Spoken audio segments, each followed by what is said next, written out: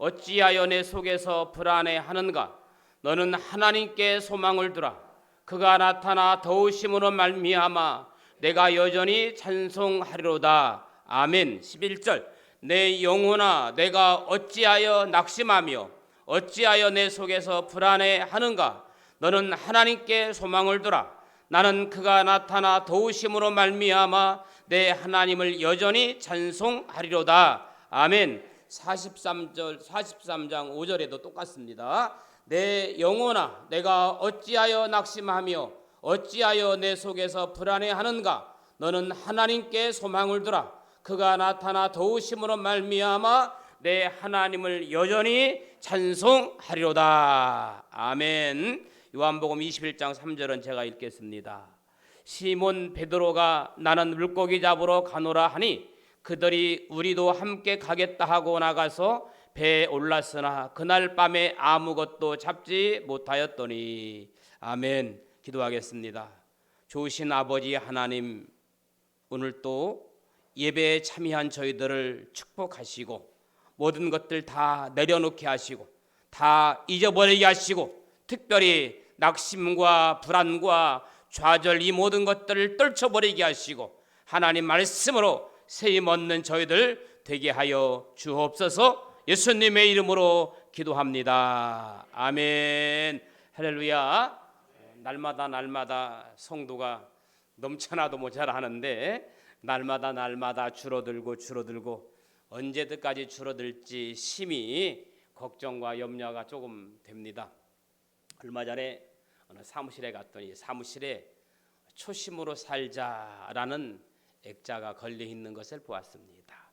초심, 다시 처음으로 되돌아간다는 말입니다. 우리의 신앙이 지쳐 있어요. 우리의 생활도 지쳐 있습니다.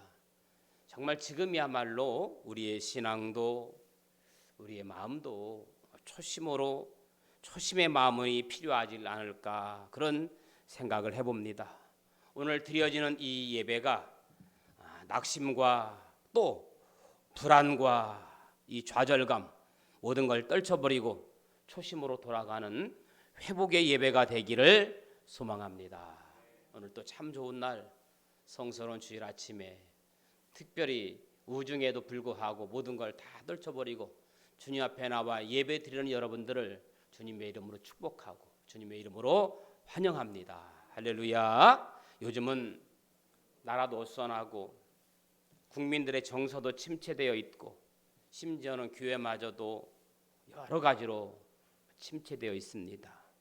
여러분들이 알고 있는 것처럼 이 코로나19 확산을 막기 위해서 교회에서는 기도하고 또 교회에서는 여러 방법으로 지원하고 최선의 모범을 보이고 있는데도 불구하고 정부는 오히려 교회가 마치 감염의 온상지처럼 지목하면서 불공평한 행정명령 조치를 지시한 바가 있습니다.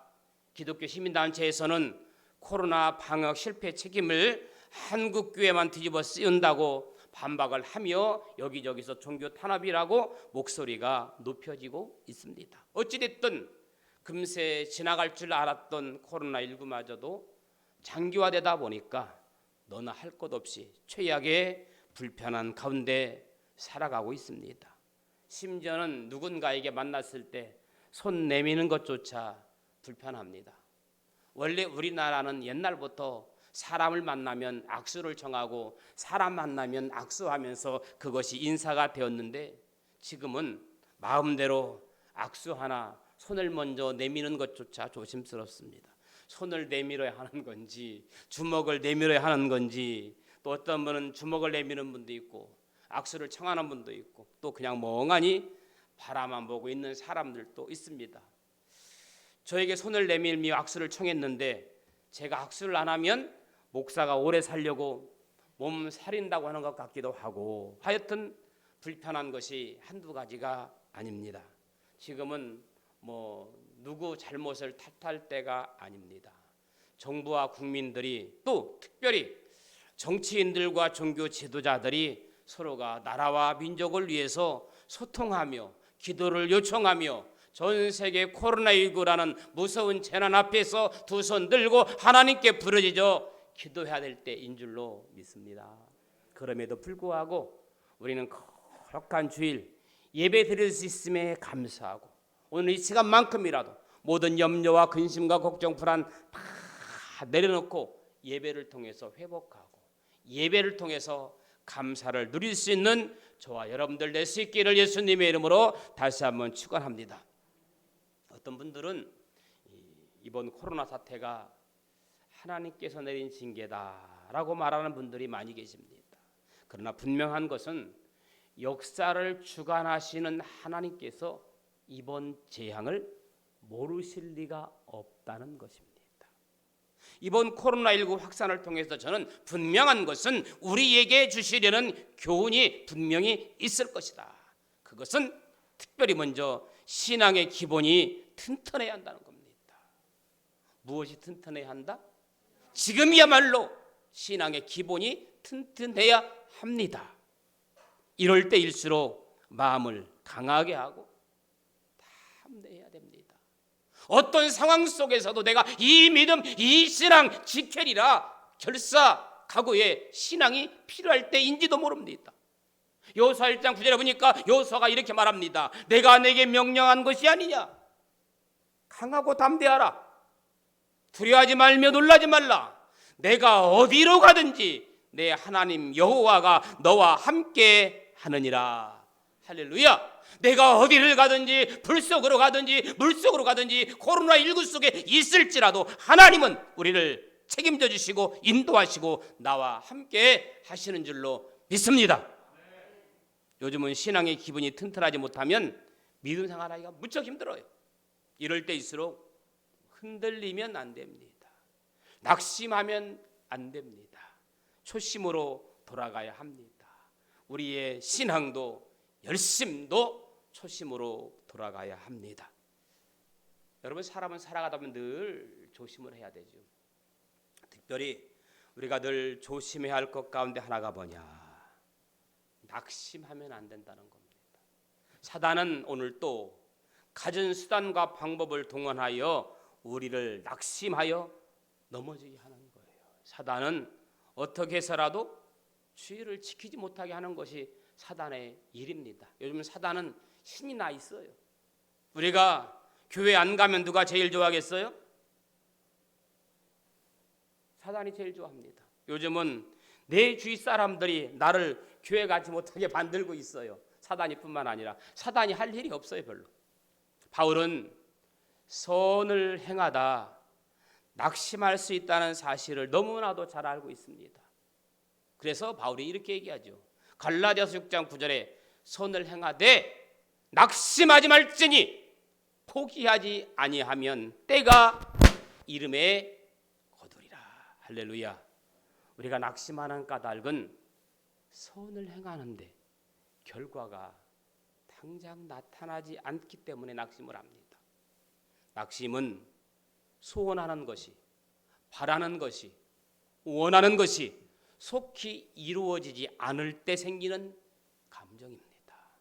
그래서 이 낙심과 조급함은 동반자예요. 낙심과 조급함은 한 식구예요.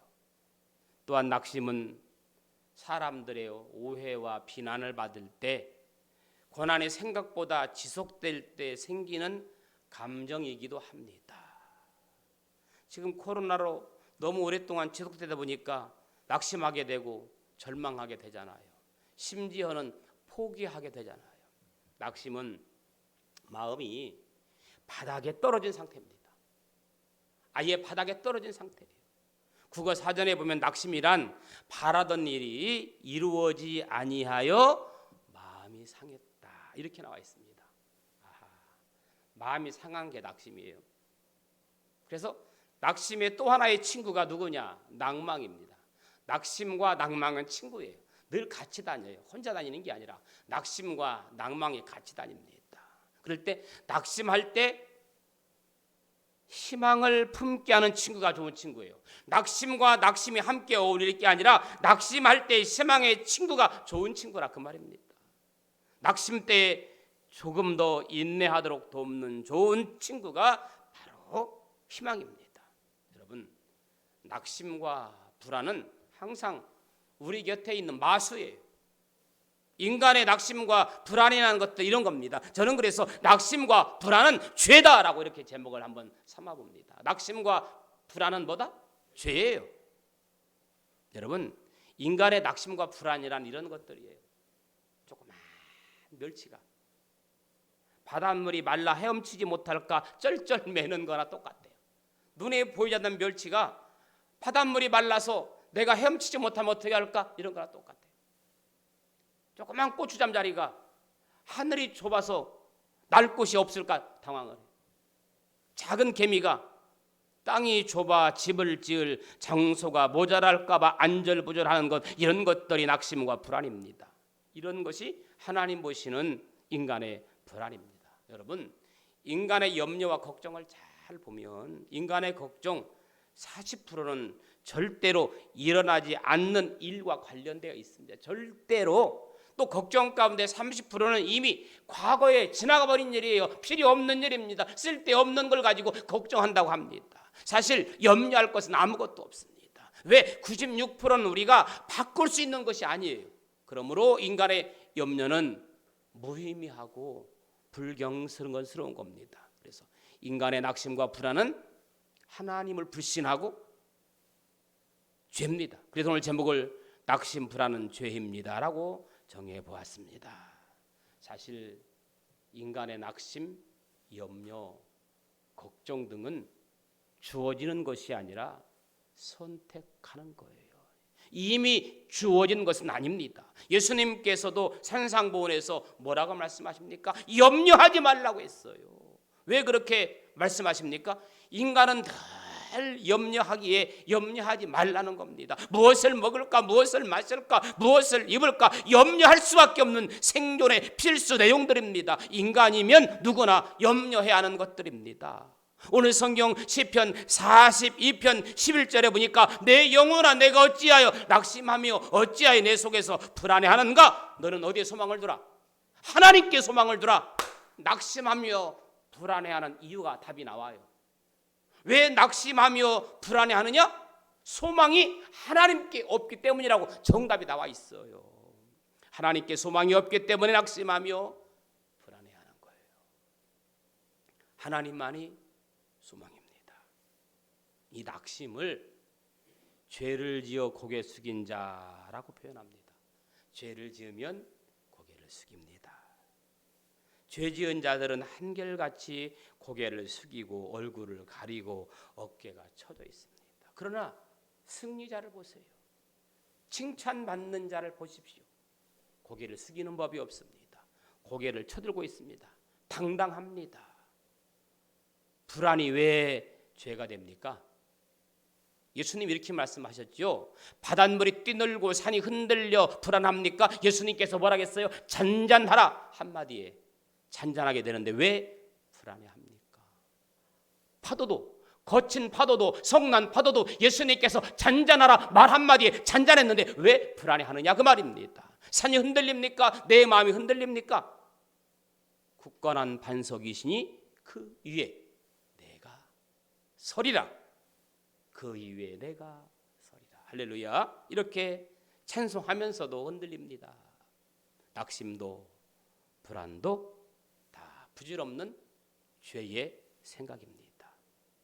이 근심이라는 단어가 독일어로는 질식시키다는 뜻이고 그리스어의 뜻은 마음을 분리시키다라는 그리스어의 뜻입니다. 마음을 산란하게 만드는 것이 불안이고 낙심이랍니다.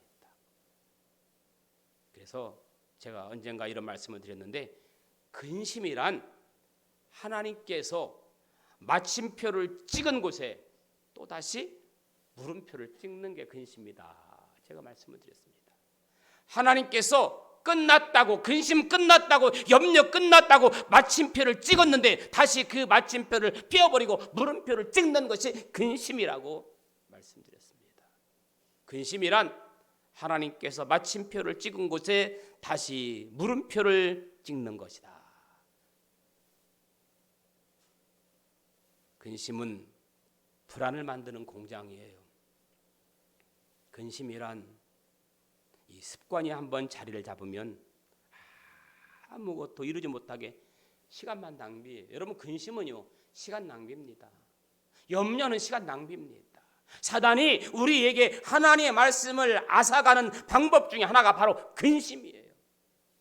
지금 여러분의 얼굴 속에도 근심이 많아요. 걱정거리가 많아요. 여러분, 사울과 다윗 두 사람 보십시오. 쫓겨다니는 다윗이 아니라 쫓아다니는 사울이 더 불안했잖아요. 쫓겨다니는 다윗이 불안한 게 아니라 사울을 쫓는 사울 왕이 더 불안하고 더 근심했다고 성경은 그렇게 이야기해요. 왜? 다윗은 하나님께 소망이 있기 때문에 오히려 편안한 겁니다. 어떤 상황 속에서라도 하나님께 소망이 있는 다윗입니다. 여러분, 예수님께 소망 두면 낙심도 불안도 없어지는 줄로 믿습니다. 소망은 진통제예요. 진정제입니다. 불안, 낙심이 사라져요. 이가 아파도 이슬릴 때 약을 먹으면 이가 잔잔한 것처럼 우리 하나님께 소망을 두고 세상의 모든 낙심과 불안을 날려버리고 사는 여러분들 될 수 있기를 주님의 이름으로 축원합니다. 11절에 있는 말씀 한번 읽어볼까요? 42장 11절 시작.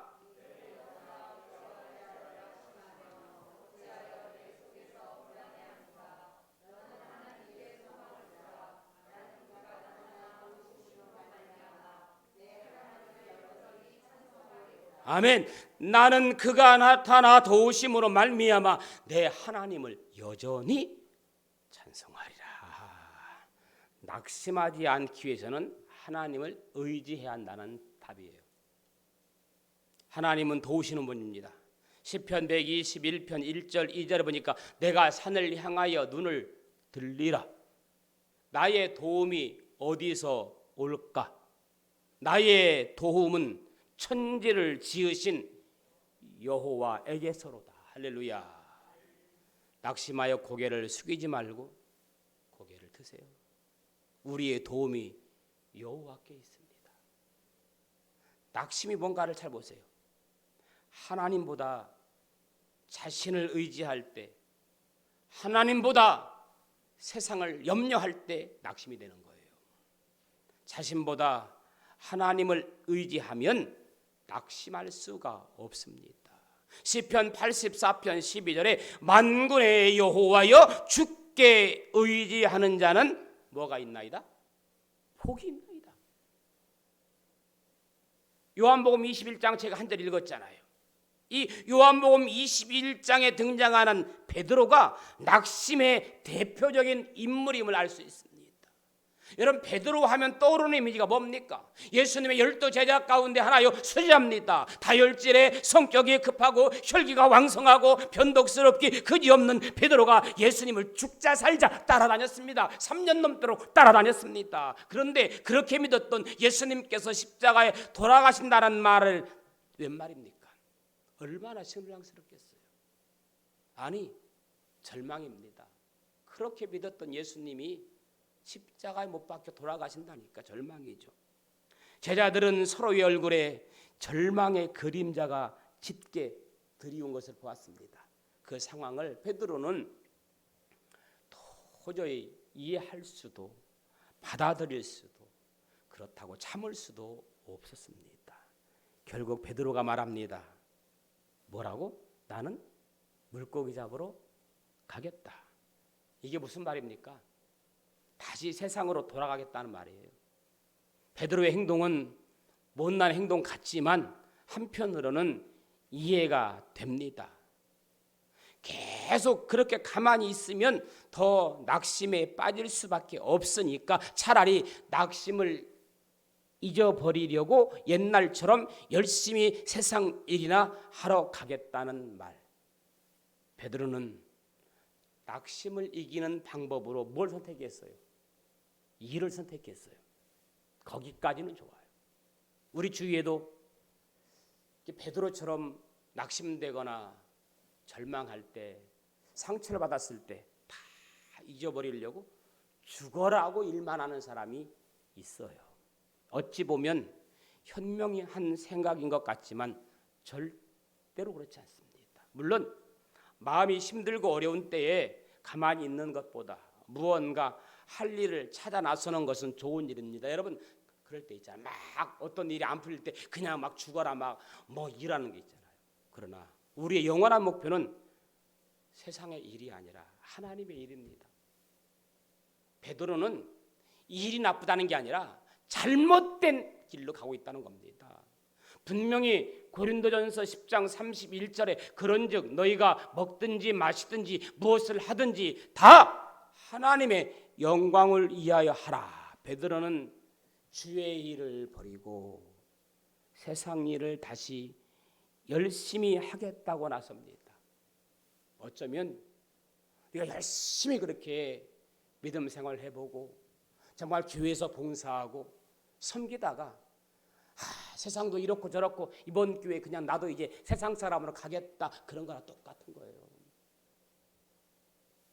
열심은 좋지만 잘못된 열심 아닙니까? 특별히 우리 영원한 미션은 뭐예요?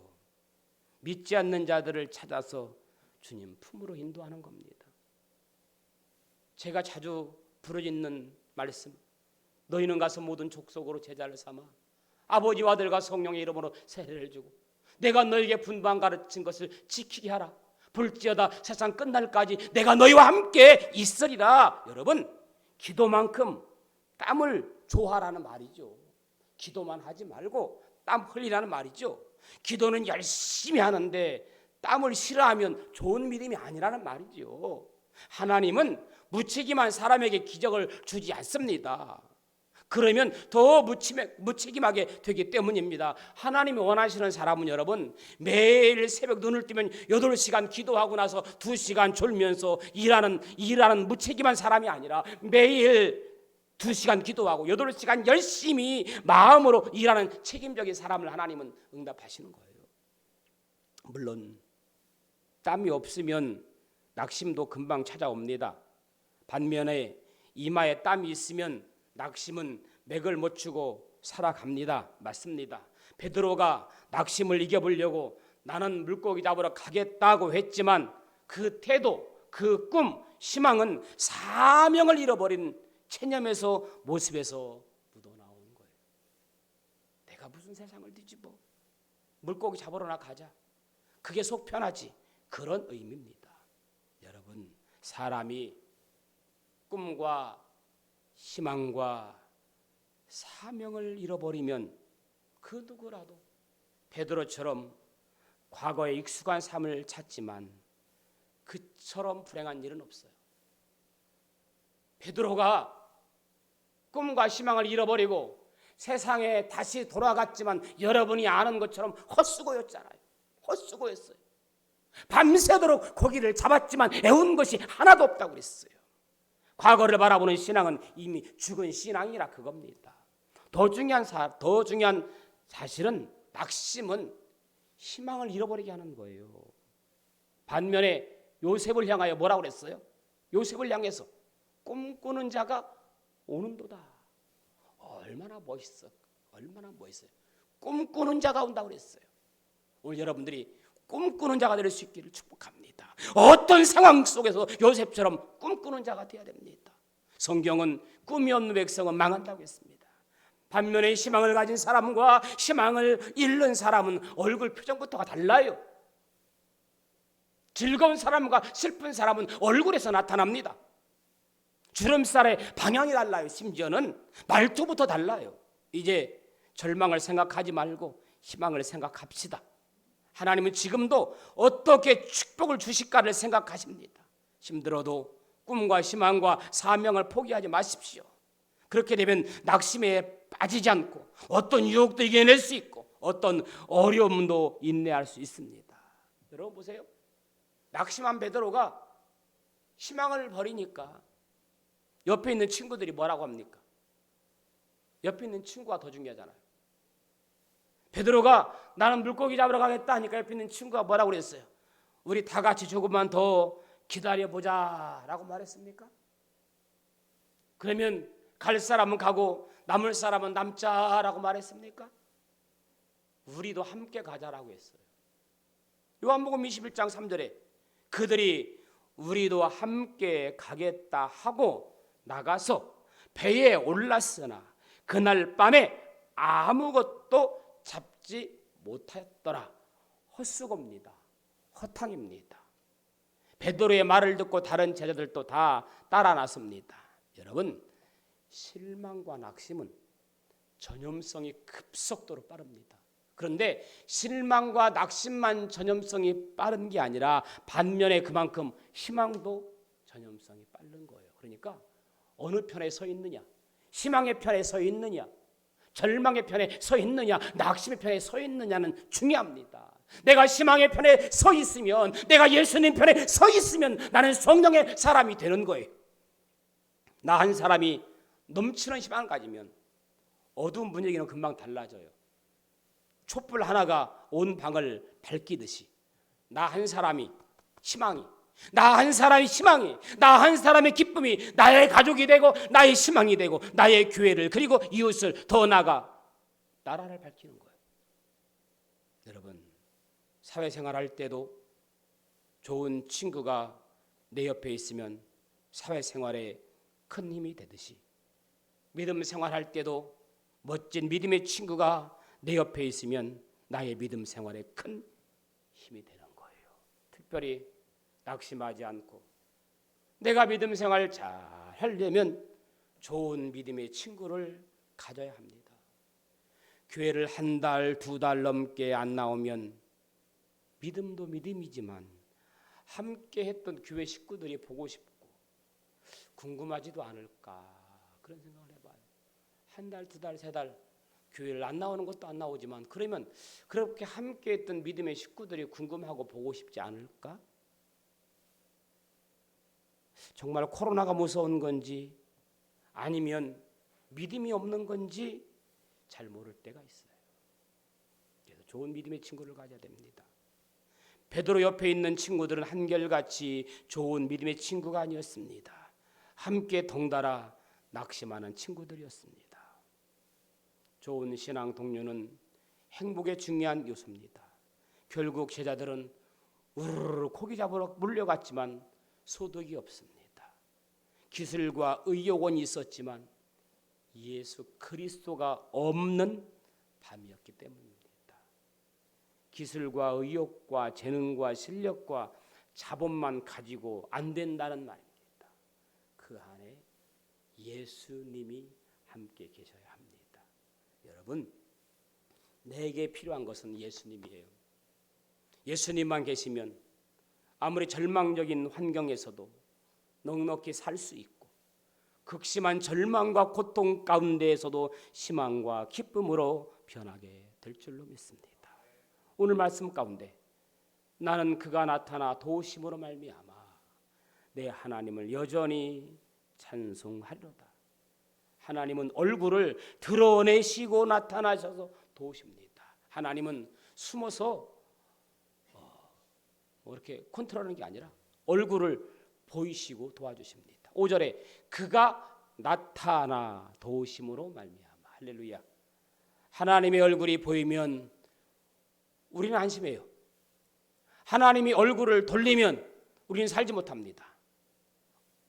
아이들에게 엄마 얼굴이 최고이듯 아이들이 잘 놀다가도 엄마 얼굴이 보이지 않으면 불안하고 그러는 것처럼 하나님의 얼굴이 우리에게 그렇습니다. 보이면 안심이지만 보이지 않으면 불안하고 낙심한 게 우리들입니다. 낙심과 불안 가운데서도 힘을 얻는 것은 하나님의 얼굴 때문입니다. 하나님의 나타나심을 의지하기 때문입니다. 힘 있는 아버지가 곁에 있으면 이깁니다. 심지어는 자기 아들이 맞았다고 깡패를 동원해서 때려주는 아버지도 있더라고요. 하나님은 이보다 더 든든한 아버지이십니다. 낙심과 불안이 마음을 덮고 있습니까? 고개를 들시고 고개를 들면 하나님의 얼굴이 보입니다. 고개를 숙이면 사단의 움틀거리지만 고개를 들면 위에 바라보면 하나님이 나를 눈동자같이 지켜주신다는 겁니다. 스데반 집사가 돌에 맞는 고통 가운데서도 고개를 들고 이를 바라보니까 하나님 우편에 앉아 계신 예수님이 보인 거예요. 낙심과 불안과 고통과 염려, 걱정은 다 내가 해결하려고 하는 교만 때문에 생겨난 것들입니다. 곁에 나타나신 하나님을 바라보면 이 모든 것이 사라집니다. 말씀을 정리할게요. 우리 삶의 낙심과 불안을 몰아내고 하나님의 나타나심으로 말미암아 승리하는 삶을 사는 사랑받는 여러분들 되기를 예수님의 이름으로 축원합니다. 우리 한번 말씀을 생각하면서 같이 기도합니다. 사랑하는 주님, 내 안에 순간순간 낙심과 불안과 고통과 염려와 걱정이 끊이지 않습니다. 다 내려놓으려고 해도 안 됩니다. 아버지, 이런 것들은 교만 때문에 생겨난 것일 수도 있습니다. 아직까지 다 내려놓지 못한 것 때문이 있습니다. 너의 염려를 다 주께 맡겨라 하신 주님, 이 시간 모든 걸 다 맡깁니다. 내 마음, 내 모습 이대로